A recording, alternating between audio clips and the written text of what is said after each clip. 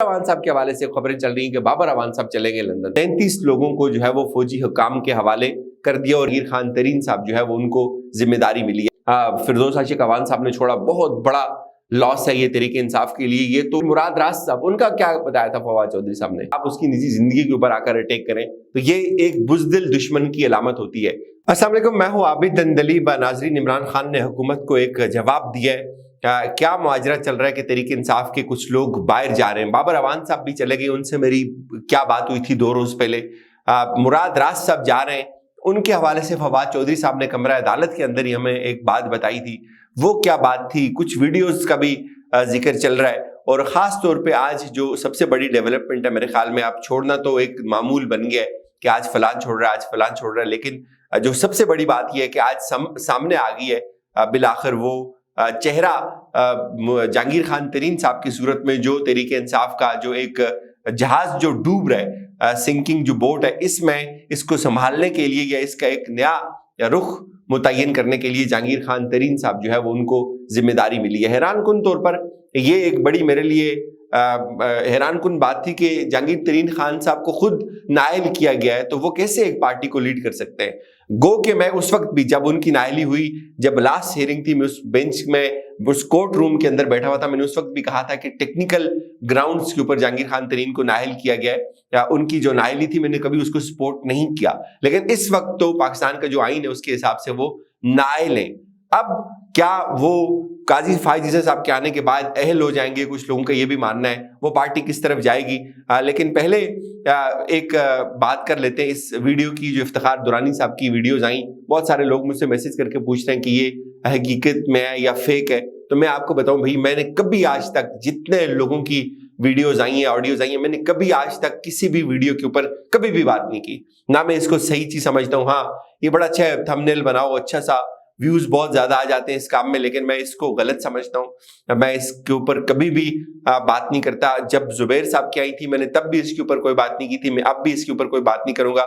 मैं इसको इंतहाई सफाकियत और बहुत बड़ा जुल्म समझता हूँ। हम सब बशर हैं और कोई भी मासूम अनिल खिता नहीं है, वो सिर्फ अंबिया होते हैं, तो इंसान सब एक जैसे होते हैं। मैं इसलिए इसके ऊपर कोई कमेंट नहीं करता हूँ, ना मैं चाहता हूँ कि इसको स्प्रेड किया जाए या इसके ऊपर बात की जाए। अब बात करते हैं कि आज कमीशन को जैसे उड़ाया सुप्रीम कोर्ट ने, लेकिन उसके बावजूद भी खबर यह है कि उसके बावजूद भी हुकूमत ने क्या किया।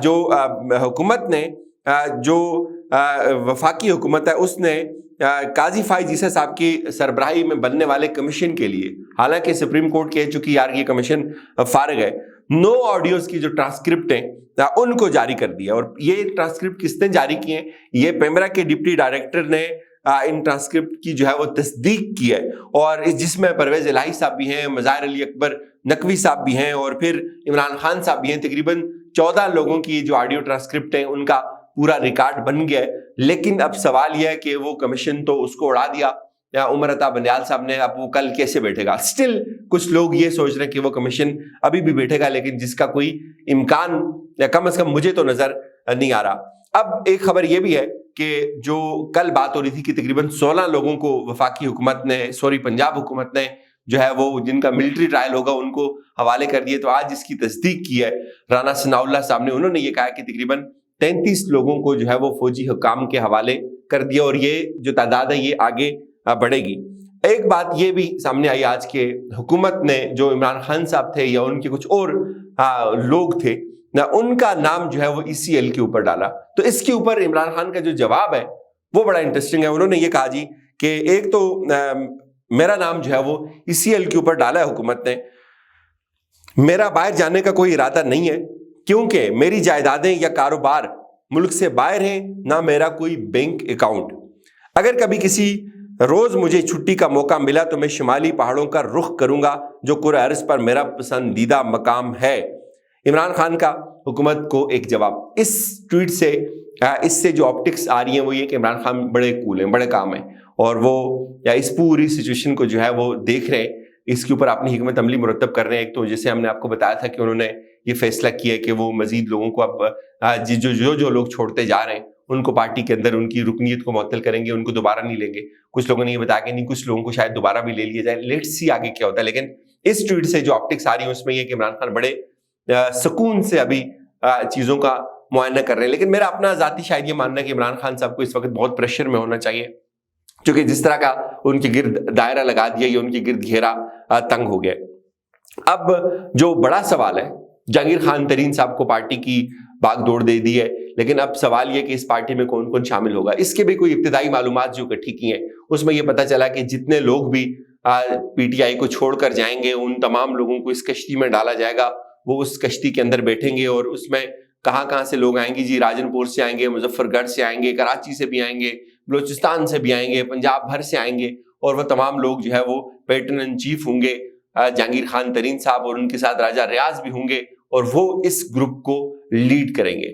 اب گروپ تو آ گیا، لوگ بھی آ گئے، لیکن سوال پھر وہی ہے کہ یار یہ ووٹر کہاں سے آئے گا؟ عمران خان کا ووٹر کیا رد عمل کی نفسیات کا شکار ہو کر اس گروپ کو ووٹ دے گا یا اس کے خلاف ووٹ دے گا؟ تو مجھے یہ لگتا ہے کہ اس گروپ کو اپنی پولیٹیکل جو اسٹرینتھ ہے یا ورتھ ہے اس کو تسلیم کروانے کے لیے بہت محنت کرنی ہوگی، اور مجھے نہیں لگتا کہ یہ کسی بھی جگہ مقابلے میں بھی ایون آ سکیں جس طرح کے ابھی حالات چل رہے ہیں. ہاں، وقت کل کیا ہوتا ہے، پرسوں کیا ہوتا ہے، کچھ نہیں کہا جا سکتا، لیکن تحریک انصاف کا ووٹر اس گروپ کے رد عمل میں ووٹ ڈالے گا، اور وہ اس گروپ کو کم از کم ووٹ نہیں دے گا. چونکہ لوگ سمجھ رہے ہیں کہ عمران خان کے ساتھ یا ان کی پارٹی رہنماؤں کے ساتھ جس طرح سے ان کو رکھا جا رہا ہے، اور کچھ لوگ تو اب یہ بھی دعوے کر رہے ہیں کہ ان کو جو ہے وہ نیند سے محروم کیا جا رہا ہے، جس طرح کی ان کی شکلیں بنی ہوئی ہیں، جس طرح کی ان کی حالت بنی ہوئی ہوتی ہے. اور آج بھی کچھ لوگوں نے چھوڑ دیا، فردوس عاشق اعوان صاحب نے چھوڑا. بہت بڑا لاس ہے یہ تحریک انصاف کے لیے. یہ تو میں کہتا ہوں شاید عمران خان کے بعد جو تحریک انصاف کا سب سے بڑا لاس ہے وہ فردوس عاشق اعوان صاحبہ کا لاس ہے، کہ یہ تو کبھی پورا ہی نہیں ہوگا. یہ ایسا خلا وہ چھوڑ گئی اپنے پیچھے کہ مطلب قیادت کو محروم کر دیا انہوں نے، عوام کو ایک قیادت سے جو اس ملک کے لیے ایک بہت بڑا شاہکار تھی، وہ ایک بہت بڑا لاس ہے. پھر مراد راز صاحب، ان کا کیا بتایا تھا فواد چودھری صاحب نے؟ ہم نے پوچھا کہ ان کو ٹکٹ کیوں نہیں دیا، یہ تو بڑے فرنٹ فٹ کے اوپر تھے اور تعلیم کے اندر بھی تھے. انہوں نے کہا جی ان کے اوپر کرپشن تھی، ان کے اوپر کرپشن تھی، ان کو اس لیے ٹکٹ نہیں دیا. چلو ان کا بھی چھوڑنا بنتا ہے. پھر بابر اعوان صاحب کے حوالے سے خبریں چل رہی ہیں کہ بابر اعوان صاحب چلیں گے لندن. تو میں آپ کو بتاؤں کہ آج جب یہ کیس تھا سپریم کورٹ کے اندر، تو عمران خان صاحب نے جو ریکویسٹ کی ہوئی تھی سپریم کورٹ سے، جو التجا کی تھی، اس میں بابر اعوان صاحب جو ہے وہ وکیل تھے، اور بابر اعوان صاحب خود بھی گئے تھے سپریم کورٹ. لیکن آج وہ سپریم کورٹ میں نہیں تھے، وہ لندن چلے گئے. ان کا یہ جو دورہ تھا یہ شیڈول تھا، وہ پاکستان کے اندر ہوتے تو آج وہ سپریم کورٹ میں آپ ان کو دیکھتے.